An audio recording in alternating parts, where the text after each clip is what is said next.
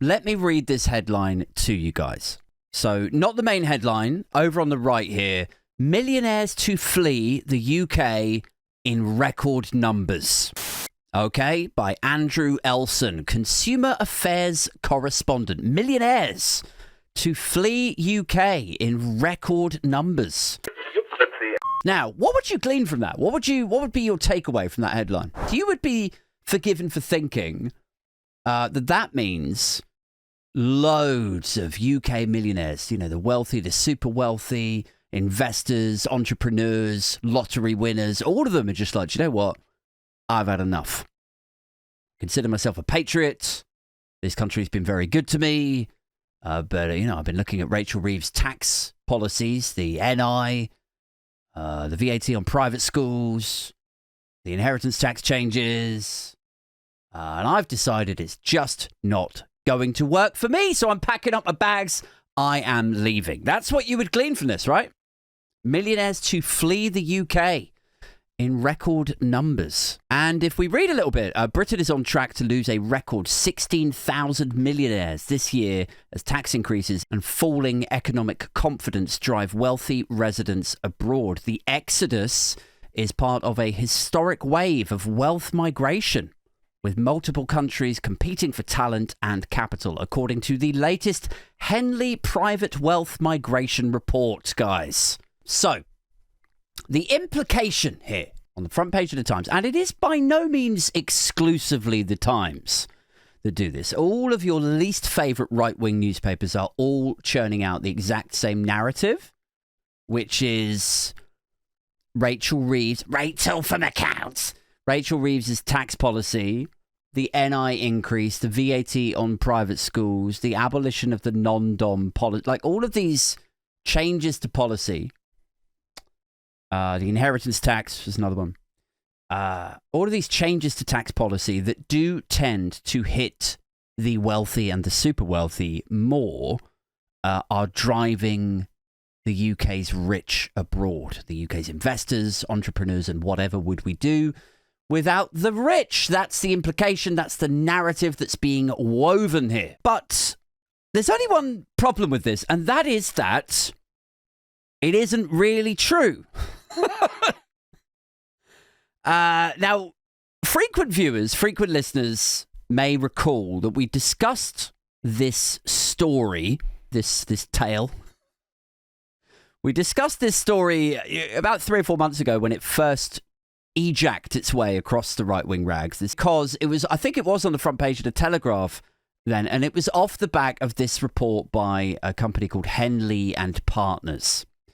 And if you're wondering if Henley and Partners are a, you know, hoity-toity, plum-gargling, high-finance wealth management company, then you're right. They are. That is exactly what they are. Wealth intelligence, apparently, is how they're classed. And if some of the background, some of the context that I've read is to be believed, which I've got no reason to doubt that it is accurate, then they actually make a bit of money out of facilitating golden visas, like getting very rich, wealthy and super wealthy individuals to get tier 1 visas, investor visas into the UK with all their money. So they absolutely have an axe to grind ideologically. Like they want to bring rich people in because it's good for their business. So they bring out this report, right? The Henley and Partners report, wealth management report or wealth migration report, whatever the fuck it was, 3 or 4 months ago. And then Byline Times. Oh, by the way, it goes all over the right-wing media, like Nick Ferrari, The Telegraph, GB News, Talk TV. All of your least favourite mediums of tedium are just spouting this out, regurgitating it, retailing it out with no challenge. It's just gospel. It's just what is happening because Henley and Partners have said that this is what is happening. So imagine all of the panels. Imagine all of the guests that go on to Nick Ferrari. And, well, you know, there's talk that the rich are leaving. I mean, if we carry on down this road, then will we have any investors left? I ask myself. Nick Ferrari might say on LBC Breakfast Show. Imagine all the column inches that were generated off the back of this one report. So then Byline Times do a little bit of work on it. As do the Tax Justice Network, I think they're called, Richard Murphy's thing. And they find out some really interesting information about this original report by Henley and Partners. They find that, firstly, the people who actually collated the data that informs this report for Henley and Partners is not actually Henley and Partners. It's another company called New World Wealth, right? Which you might be thinking, oh, well, that sounds like some big geopolitical institution. New World Wealth. Maybe it's like a big not-for-profit or something. Maybe it's a big like data analytics, data crunching company with offices in all of the major financial cities. It's a company with one employee. It's what it is. One employee. And Byline Times, the journalist there is a guy called Josiah Mortimer, I believe. I hope I'm saying his name correctly. I'm probably not. Sorry, Josiah. Josiah Mortimer asks New World Wealth if they can have a look at their data, to peer review it, to scrutinize how they've arrived at these conclusions, these figures. And New World Wealth do not respond. And Byline and presumably Josiah Mortimer do some of their own analysis, and they look at some of the information that they have got their hands on, and they notice that location, which is obviously a core component of this, right? Like, where are the rich living now? Where are they migrating to? How do we define where someone is living or just residing or renting or doing business, even though they're living somewhere else? Like, how do you define somebody's location? And they found that this report, this analysis, all it was based on was where their fucking location was set on their LinkedIn profile. On their LinkedIn profile, guys. Jesus. So, there's no data to work from. They're not providing the data. It appears that they're using just LinkedIn profiles to define the location. There's also the question of, what even is a millionaire? When you say millionaires are leaving Britain, what even is that? Are we talking about a millionaire on paper, or just a person with $1 million in cash, or plus 5 million in liquid cash? And is it in dollars? Is it in pounds? Does it include your gran, who maybe, bought a family home in Walthamstow in 1992 and the mortgage is paid off, and then thanks to the housing crisis, thanks to that sweet capital growth in the housing crisis, she's a millionaire on paper, and now she's selling up, she's downsizing, and she's taking that capital and going to Spain, like so many grandmothers do, so many retirees just take that fucking sweet housing crisis dividend and go to Spain because she's got arthritis in her legs, bless her. Does this report, does this data include that? Because that's not really like an investor, an entrepreneur, or a wealth creator, is it? Like, oh my God, what is the UK economy going to do? Mavis from E17 is taking her winnings to the Algarve. What are we going to do without Mavis? Guys, I swear she was just about to put it all on 28 black in the Seed A round, was Mavis. So does it include that? Dunno. And I think, to be fair, I think they do define what a millionaire is, but I think they go with $1 million in cash to the value of $1 million, right? But it could be in sterling.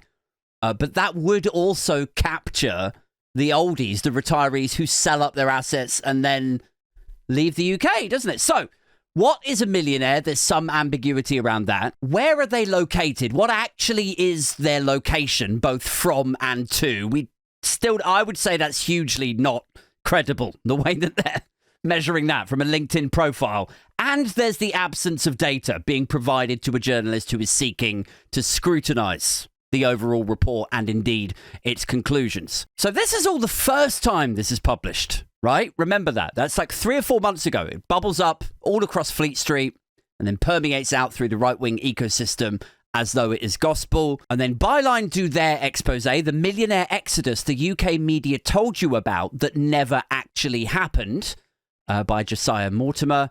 It says the equivalent of 30 stories a day were published about an exodus of wealthy people that a new study finds was non-existent. And the reason that they say that is because actually percentage-wise, according to Byline's numbers, once you crunch the numbers, the number of people leaving the UK was actually found to be, like, basically 99.7% of UK millionaires are staying. Like, there's not some big exodus. 99.7% are not leaving, according to Byline. And they're carrying the Tax Justice Network, the Richard Murphy figures. And it's all over Byline and exploded all over Twitter. Like, oh, here we go. Here's another example of the right dreaming up a sort of narrative.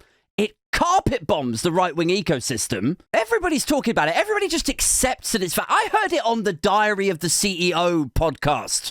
It was just regurgitated and retailed out there as well. And then it turns out that at best, if we are to afford it a generous appraisal, it turns out that at best, it is, it's worthy of re-examination.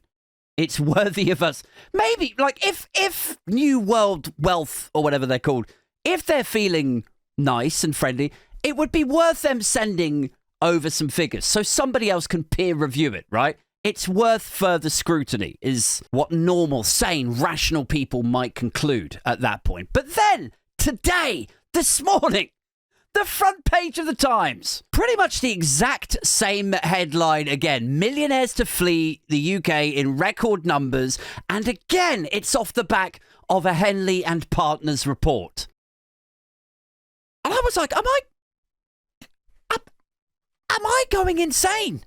Did I dream? I'm sure the Times wouldn't regurgitate the same report by the same company after Richard Murphy, the Tax Justice Network, and Byline Times had ripped it to pieces the last time. I'm sure they wouldn't have done that twice, right? You wouldn't want to look stupid, would you?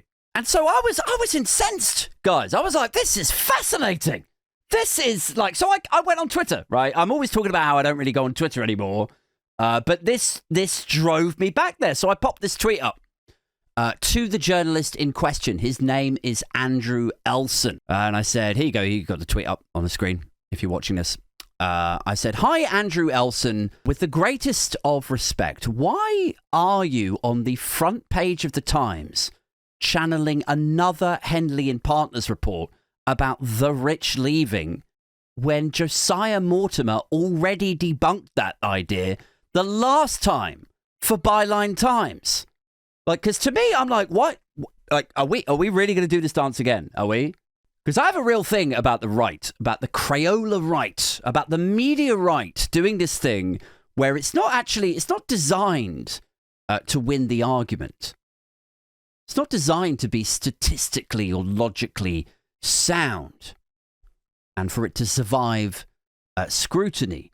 When you see these PR-led or think tank studies plastered across the front page of the Times or the Telegraph, actually what they're there to do is to inject that idea into your mind. It's like soft lobbying. And they fully understand that at a later date, they might get corrected or pulled up on whatever. But by that point, it's too late. By that point, Nick Ferrari, Talk TV, GB News, all of them have all talked about it and expanded on it and taken it as gospel. It's not about winning the argument. It's about the messaging for the day. That's it. Just get the idea out there and help it permeate the broader messaging, which is Labour hates success, they can't be trusted with the economy, and the rich are leaving. That is what this is. So I was like, why have you put another Henley report out when Josiah Mortimer for Byline has already debunked it? I continued. I said, did Josiah or Byline get something wrong? Did you present their thoughts back to Henley and Partners before retailing out their latest findings? I said, on what basis should Henley and Partners maths be just taken as gospel? And Andrew Elson replied, to be fair to him. He said, this is what I posted to a reader who asked a similar question this morning. I would add that I did read the Tax Justice Network's critique of the Henley analysis, although I don't agree with it. So this was his response. He says, the figures are not a lie. They are extrapolated from research on the location of a large number of high net worth individuals.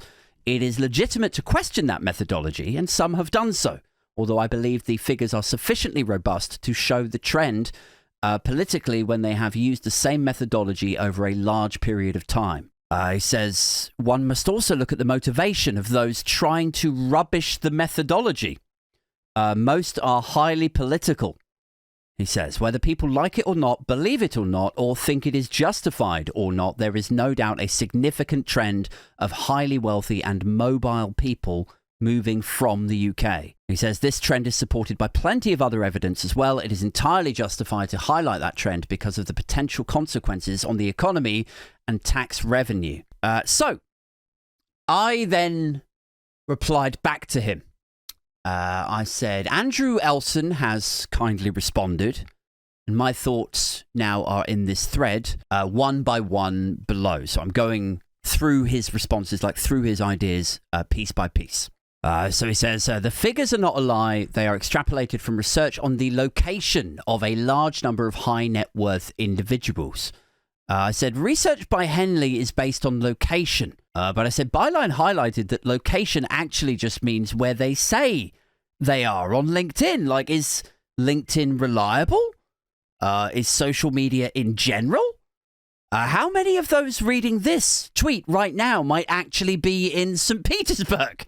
You know, if I say that I'm in Dubai, have I officially left Britain? You know, I might just be looking for work in Dubai. I might have just changed my LinkedIn thing to Dubai to attract Dubai investors to me. Plus, the same could be true of people who change their location to London. Like, that could distort the figures. Or what about the people who go and do a contract in Dubai, but actually, truly, really, they're still British citizens, right? There's so many scenarios where just a LinkedIn location is not going to cut it. I quoted the bit where he says, one must also look at the motivation of those trying to rubbish the methodology. Most are highly political. I said, in questioning the motivation of those scrutinizing the report, implying that there is bias, labeling them highly political, should we not also consider that Henley and partners, who are reportedly making money out of attracting rich people to Britain and facilitating their golden visas, might also hold a bias? You know, I was like, are people who lobby for a fairer tax system that might effectively tax wealth and assets, are they the only ones with an ideological axe to grind? Are they? It's just us on the left, is it? Like that. Are wealth intelligence firms paragons of neutrality on the bias leaderboard now? I asked. Because this is the thing. Like, I don't want to, sort of beat you around the head with it. But basically, he's suggesting that the people criticizing or scrutinizing this report maybe could be ignored. Like, there's an implicit suggestion there that you shouldn't take our scrutiny seriously because we are highly political, right? Or that the Tax Justice Network or that Byline Times are highly political. And I'm saying, with respect, is this wealth management company not political? And then it continues. Next tweet. Are there donors and think tanks not frequently concerned by the workings of the Treasury? Or does one only become highly political when one is asking those same individuals how they arrived at their figures? The next piece of his reply that I looked at was, what was it? I have done so, although I believe the figures are sufficiently robust to show the trend, particularly when they have used the same methodology over a large period of time. He said, I was like, point 3, putting faith in a report that has been produced by Henley and Partners because they've used the same modelling or methodology for years feels off to me. As Josiah highlighted in his piece for Byline Times, the reports are actually commissioned by New World Wealth, who have one employee and do not, at least yet, as far as I know, publish their data for peer review and further scrutiny, which is to say, if you want to just really put simply for you, because I am essentially reading a half technical conversation between me and the Times journalist here. But basically what I'm saying to him is like, if you want to give them props and support and praise for using the same methodology for years and years, fine. But why won't they show us the data then? Just another video with Adrian.